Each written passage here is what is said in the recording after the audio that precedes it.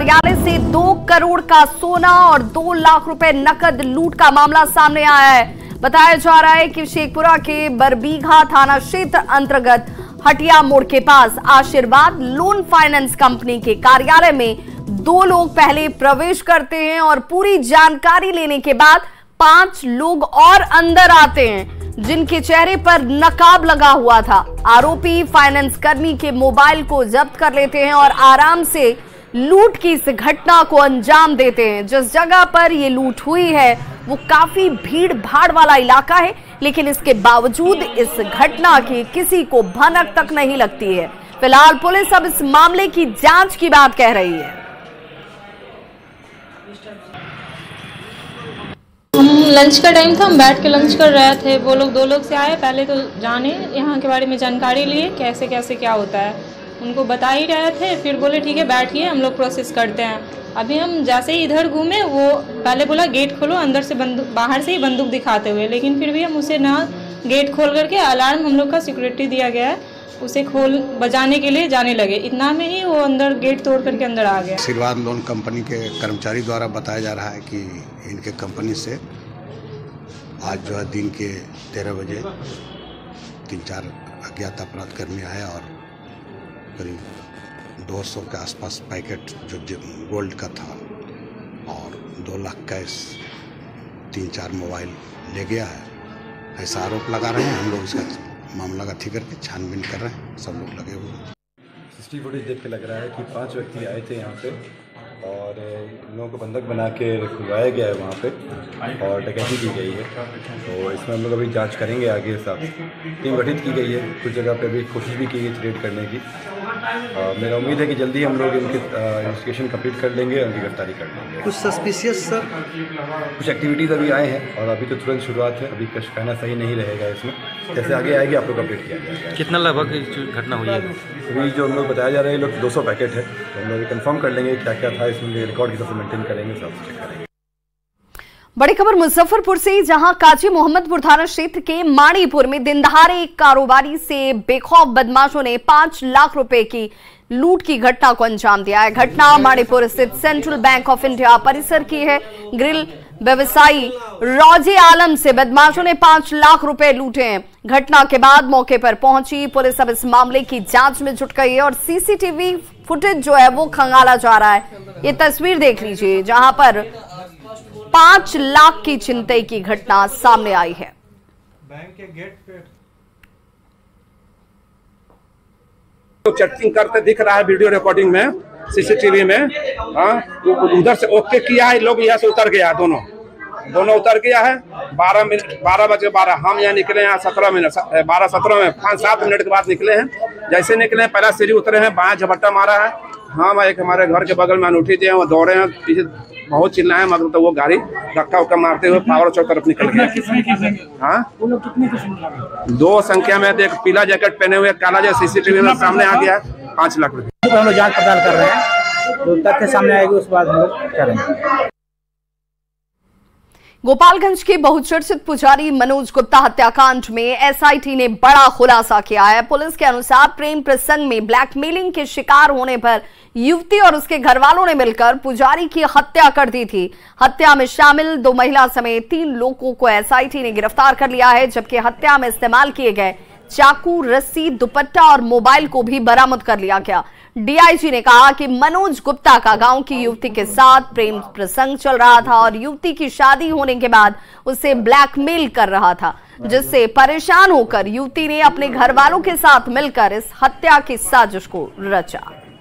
कांड के अनुसंधान में यह पाया गया कि मनोज कुमार शाह का एक गांव की ही युवती के साथ अवैध संबंध था और प्रेम प्रसंग चल रहा था और उस युवती की शादी कहीं अन्यत्र हो गई थी मार्च महीने में, जिसके बाद से मनोज कुमार शाह उस लड़की को ब्लैकमेल कर रहे थे और उस लड़की को फ़ोन करके जो पहले का फ़ोटो और वीडियो था उसको वायरल करने की या उसके पति को देने की बात कर रहे थे। इसी प्रतिशोध में उस युवती के द्वारा अपने भाई और कुछ अन्य लोगों के सहयोग से मनोज कुमार शाह को बुलाकर उनको अपने घर पर ले जाकर 3-4 दिन रखा गया और उसके बाद से उनकी हत्या कर दी गई। 2024 के महासंग्राम में केंद्र की सत्ता से बीजेपी को उखाड़ फेंकने की रणनीति पर चर्चा के लिए कल दिल्ली में इंडिया अलायंस की एक चौथी और महत्वपूर्ण बैठक होने जा रही है। हाल ही में विधानसभा चुनाव के नतीजों के बाद हो रही इस बैठक को काफी अहम माना जा रहा है। इस बैठक में शामिल होने के लिए घटक दलों के नेताओं का दिल्ली पहुंचने का सिलसिला भी लगातार जारी है और यह दावा किया जा रहा है कि इस बैठक में 27 राजनीतिक दलों के प्रमुख नेता जो हैं वो शामिल होने वाले हैं और सीट शेयरिंग ज्वाइंट कैंपेन के साथ कॉमन मिनिमम प्रोग्राम पर इस बैठक में चर्चा होगी। लेकिन बैठक से पहले नेताओं की बयानबाजी ने सियासी पारे को एक बार फिर से बढ़ा दिया है। –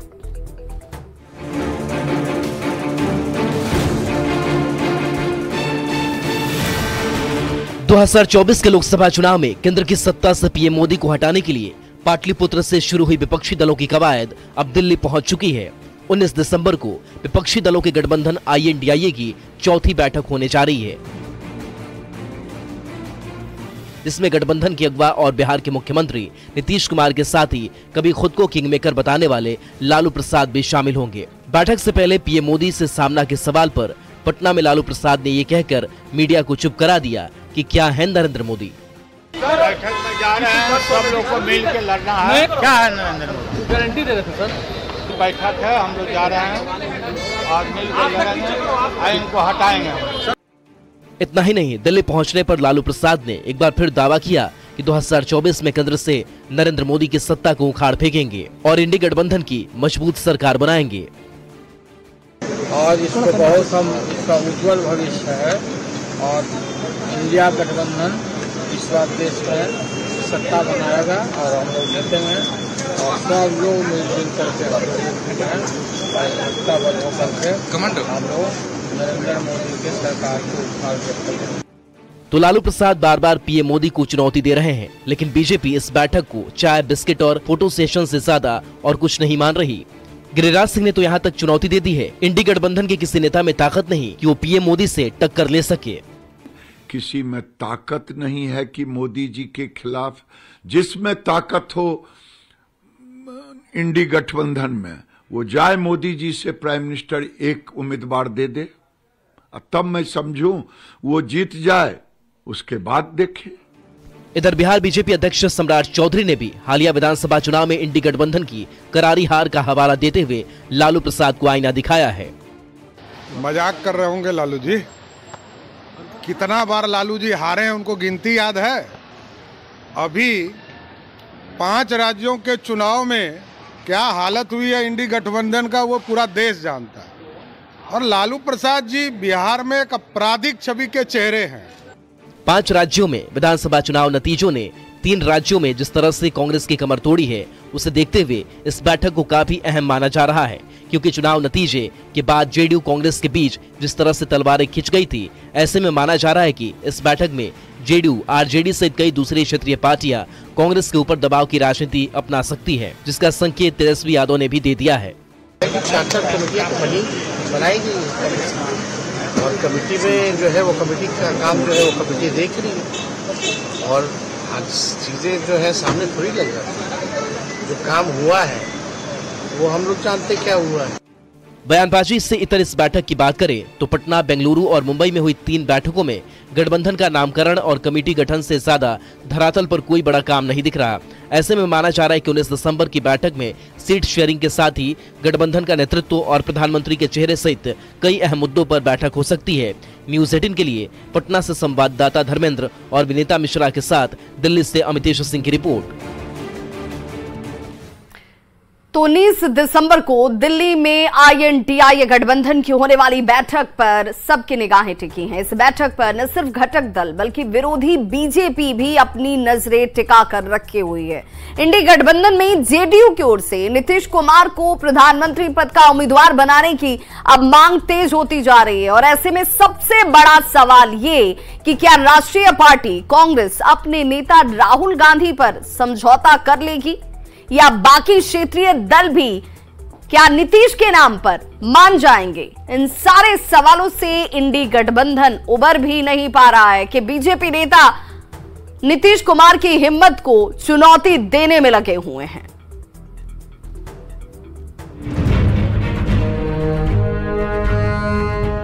इस पोस्टर को ध्यान से देखिए। दिल्ली में INDIA गठबंधन की बैठक से 2 दिन पहले पटना में JDU नेताओं की ओर से लगाए गए इस पोस्टर पर लिखे स्लोगन को भी ध्यान से पढ़िए। हाटे बाजार नीतीश कुमार। मतलब साफ है, JDU नेता हर हाल में 2024 में नीतीश कुमार को ही प्रधानमंत्री देखना चाहते हैं। JDU नेताओं के पास सत्ता के सेमीफाइनल का रिजल्ट का भी बहाना है। नरेंद्र मोदी से कहीं 10 गुना ताकतवर नीतीश कुमार है, जो सभी वर्ग सभी धर्म के ताकत है। इसलिए इनको माननीय मुख्यमंत्री नीतीश कुमार को प्रधानमंत्री का कल जो बैठक हो रही है उसमें उम्मीदवार घोषित कर देना चाहिए। तो JDU नेता और बिहार के मंत्री नीतीश कुमार को नरेंद्र मोदी से 10 गुना ताकतवर बता रहे हैं, जिस पर बीजेपी के फायर ब्रांड नेता और केंद्रीय मंत्री गिरिराज सिंह नीतीश कुमार को PM मोदी से टकराने की सीधी चुनौती दे रहे हैं कि नीतीश कुमार में हिम्मत है तो वाराणसी से PM मोदी के खिलाफ चुनाव लड़कर दिखा दे। नहीं, अगर हिम्मत है तो चुनौती दे रहा हूं, नीतीश कुमार जाके लड़ ले बनारस जाके। इधर 1 दशक से भी ज्यादा समय तक बिहार की सत्ता में नीतीश कुमार के साथी रहे सुशील मोदी अब नीतीश कुमार पर निशाना साधने का कोई भी मौका नहीं छोड़ते। सियासत का दस्तूर भी यही है। सुशील मोदी का दावा है कि नीतीश कुमार का समय लद चुका है। अब वे ना तो PM पद की रेस में हैं, ना ही उन्हें इंडी गठबंधन में कोई उन्हें संयोजक बनाने जा रहा है। नीतीश कुमार का तो समय चला गया। जब से उन्होंने विधानमंडल में दलित और महिलाओं के बारे में जिस प्रकार की ओछी टिप्पणी की, उसके बाद उनकी जो दावेदारी थी संयोजक पद के लिए, वो दावेदारी भी खत्म हो गई। प्रधानमंत्री पद का उम्मीदवार तो दूर की बात, जो संयोजक बनने से वो खुश थे कि मैं संयोजक बन जाऊंगा, वो दावेदारी खत्म हो गई। हालांकि PM पद को लेकर नीतीश कुमार कई बार साफ कर चुके हैं कि वे इस रेस में नहीं हैं और न ही गठबंधन में किसी पद की उनकी लालसा है। लेकिन सभी जानते हैं कि राजनीति हवा में नहीं, हवा बदलने के लिए की जाती है और इंडी गठबंधन की बैठक से पहले नीतीश कुमार के लिए JDU नेता भी उसी दिशा में राजनीति कर रहे हैं। ये अलग बात है कि नीतीश कुमार के सामने गठबंधन में ही कई चुनौतियां हैं, क्योंकि इतने चेहरे में किसी एक पर सहमति कोई बच्चों का खेल नहीं है और इस गठबंधन में कोई बच्चा नहीं, सभी राजनीति के दिग्गज हैं। न्यूज़ 18 के लिए पटना से आनंद अमृतराज के साथ ब्यूरो रिपोर्ट। और बड़ी खबर इस वक्त दिल्ली से आ रही है, जहां अमित शाह की बिहार के सांसदों के साथ बैठक, जिसमें सांसद विवेक ठाकुर के आवास पर अमित शाह पहुंचे हुए हैं। और अमित शाह ये बैठक इस वक्त लेते हुए, जिसमें बिहार के सांसदों के साथ ये बैठक बेहद महत्वपूर्ण मानी जा रही है। बिहार के कई बड़े नेता इस बैठक में मौजूद हैं। दिल्ली के खान मार्केट इलाके में विवेक ठाकुर का ये आवास, जहां पर अमित शाह ये बैठक इस वक्त करते हुए।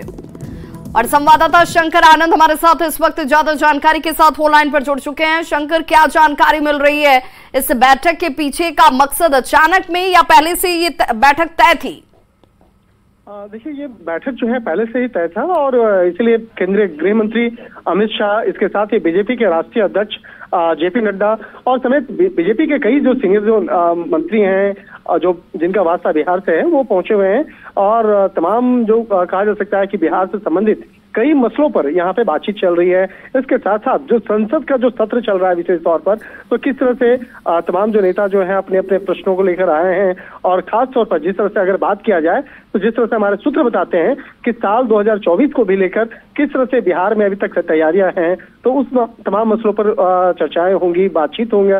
तो एक तरह से कह सकते हैं कि बातचीत डिनर के साथ साथ जो औपचारिकताएं हैं, वो पूछताछ जो एक कहा जा सकता है आप आपस में बातचीत करने का, और केंद्रीय गृह मंत्री के द्वारा भी राय मशवरा किया जाएगा तमाम नेताओं के साथ में कि क्या क्या और बिहार में और बेहतर करना है, अच्छा करना है, और किस तरह से तमाम जो वहाँ पे बड़े मसले हैं जिसको राष्ट्रीय स्तर पे उठाया जा सकता है।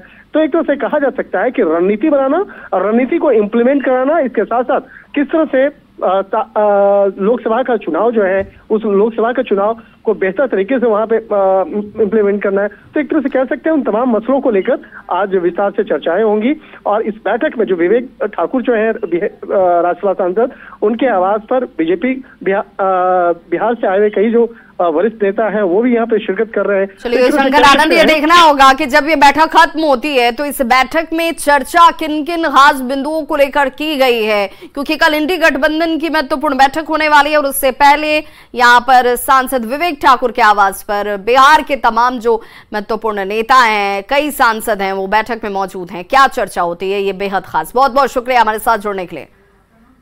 संसद के शीतकालीन सत्र में विपक्षी पार्टियों के सांसदों ने दोनों सदनों में जमकर बवाल किया, जिसके बाद लोकसभा से 33 और राज्यसभा से 45 सांसदों को निलंबित कर दिया गया।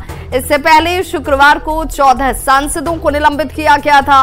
लोकसभा में निलंबित सांसदों में कांग्रेस नेता अधीर रंजन चौधरी समेत कई बड़े नेताओं के नाम शामिल हैं। आज निलंबित हुए सांसदों में बिहार और झारखंड के भी सांसद शामिल हैं। राज्यसभा से निलंबित किए गए सांसदों में मनोज झा, महुआ माझी के नाम है। वहीं लोकसभा से जेडीयू सांसद कौशलेंद्र कुमार को स्पीकर ने पूरे सत्र के लिए निलंबित कर दिया है। तो राज्यसभा से निलंबित किए जाने पर आरजेडी सांसद मनोज झा ने कहा कि मैं भी उसमें शुमार हूं और इसे गर्व की तरह ले रहा हूं। जब काला दौर होता है तब तानाशाहों को ऐसी ही संसद चाहिए। मैं भी शुमार हूं उनमें, बैज ऑफ ऑनर की तरह पहन रहा हूं। I am suspended. जब काला दौर होता है ना तो तानाशाहों को ऐसी ही संसद चाहिए कि जहां लोग बकरी मेमने की तरह मैं करते रहे। आपसे सवाल पूछ रहे हैं ना साहब। नालंदा के जेडीयू सांसद कौशलेंद्र कुमार को लोकसभा के शीतकालीन सत्र से सस्पेंड कर दिया गया है। ये कार्रवाई लोकसभा अध्यक्ष ओम बिरला के द्वारा किया गया। जेडीयू सांसद कौशलेंद्र कुमार ने कहा कि स्पीकर को जिस व्यक्ति पर एक्शन लेना चाहिए था उस पर कार्रवाई नहीं कर रहे हैं। चूक हुई है, ये कौन बड़ी बात है। जो बात आप बाहर बोल रहे हैं उसको सदन में आके बोल देते हैं गृह मंत्री जी। हम लोग भी मांग नहीं करते, कोई बोलते ही नहीं। और न कोई मैं तख्ती लिए हुए था, न कोई पर्ची फाड़ के दिया हूँ। इजी गोइंग में हूँ, इजी गोइंग रहता हूँ। सस्पेंड करना उनकी बस में नहीं। मैं समझता हूँ कि वो लोकसभा अध्यक्ष हम नहीं रहे, अब बीजेपी के वो अध्यक्ष हो गए। और बड़ी खबर मुजफ्फरपुर से आ रही है, जहां पर महिला सिपाही का शव बरामद किया गया है। पंखे से लटका हुआ शव महिला सिपाही का बताया जा रहा है। पटना डीटीओ के कार्यालय में कंचन कुमारी कार्यरत थी। छुट्टी लेकर बीते शनिवार को वो अपने घर पहुंची हुई थी। प्रेम प्रसंग में सुसाइड की आशंका जाहिर की जा रही है। अहियापुर थाने के चक मोहम्मद की ये घटना। श्यामा माई मंदिर में बलि देने से रोक के बाद अब आम लोगों में इसे लेकर आक्रोश का माहौल दिख रहा है। इसे लेकर लगातार आंदोलन किए जा रहे हैं। स्थानीय लोग और मंदिर के पुजारी ने सरकार और धार्मिक न्यास परिषद को इसे लेकर अल्टीमेटम दे दिया है। बिहार राज्य धार्मिक न्यास परिषद के द्वारा दरभंगा श्यामा माई मंदिर में बलि पर प्रतिबंध लगाए जाने के बाद अब यह मामला तूल पकड़ता जा रहा है। मिथिलांचल के जो लोग हैं और बड़े आंदोलन की तैयारी कर रहे हैं। बलि प्रथा पर रोक लगा दी गई। अब आप लोग आगे की क्या रणनीति है, चूंकि जो जानकारी मिल रही है आप लोग कोई बड़े आंदोलन की तैयारी में? जी सर, आंदोलन होगा। हम जिस दिन से बंद हुआ उसी दिन से इस बात की पुरजोर चर्चा कर रहे हैं और मिथिलावासी से आंदोलन के लिए आग्रह कर रहे हैं, हाथ जोड़ के, और पुनः आग्रह कर रहे हैं कि हमारे मिथिला के जितने भी हैं वासी हैं और जो भी जहां भी हैं, देश में हैं विदेश में हैं, सभी आदमियों से निवेदन है कि सभी आदमी 25 तारीख को यहाँ सामूहिक बलिदान में सम्मिलित हो। मैया को बलिदान, मैया का जो बलि पड़ता है वो पुनः चालू करे और अपनी परंपरा और अपनी धरोहर को सहेजे, न कि उसे बंद कर दे। तो 25 दिसंबर को बड़ी तैयारी है। यहाँ पर एक बड़े आंदोलन के स्वरूप में आप लोग अपनी मांग को रखने जा रहे हैं। क्या तैयारी है और क्या पूरे मिथिलांचल से यहाँ लोग आएंगे उस दिन? एकदम पूरे मिथिलांचल आक्रोश में है और खासकर वो व्यक्ति गरीब तबके के व्यक्ति जिसको मनोकामना मां श्यामा के आशीर्वाद से प्राप्त होती है, वो व्यक्ति और आक्रोश में है। कई दिनों से यहाँ बलि प्रदान देने वाले भक्त लौट के जाते हैं। गाड़ी घोड़ा दूर कुशेश्वर स्थान बिरौल से एक दिन का 4000-5000 गाड़ी। नेपाल से भी लोग यहाँ आते हैं। नेपाल से तो खास कर आते हैं। एक एक दिन में 10-10 हजार रुपया गाड़ी। बलिदान नहीं है, वो एक आस्था है। तो बिल्कुल देखिए बड़ी तैयारी और खास तौर पर यदि 25 दिसंबर तक धार्मिक न्यास परिषद के द्वारा दिया हुआ आदेश यदि वापस नहीं होता है तो उस दिन पूरे मिथिलांचल से यहाँ पर सैकड़ों की तादाद में लोग इकट्ठा होंगे और कहा जा सकता है कि जब एक बड़े आंदोलन की तैयारी यहाँ पर चल रही है और लोगों ने यह मन भी बनाया है कि उसी दिन यहाँ पर बड़ी संख्या में बलि भी दी जाएगी। कैमरा पर्सन अजय दुबे के साथ शैलेंद्र, न्यूज़ 18 दरभंगा। तो इस बुलेटिन में बस इतना ही, लेकिन न्यूज़ 18 बिहार झारखंड पर खबरों का सिलसिला लगातार जारी है।